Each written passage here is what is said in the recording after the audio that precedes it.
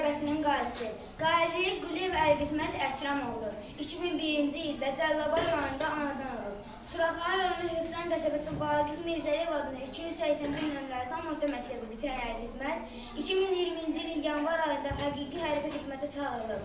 Milli orduda manga komandiridir. Müharibə başlayan bir çox Azərbaycanlı oğulları kimi o da vətənə sadiq borcunu yerinə yetirmək üçün canla başla öndə gedənlərdən biridir. Füzuli rayonunun bir çox kəndlərin alınmasında, Cəbrayıl rayonunun alınmasında və Xocavənd rayonunun alınmasında yaxından iştirak edir.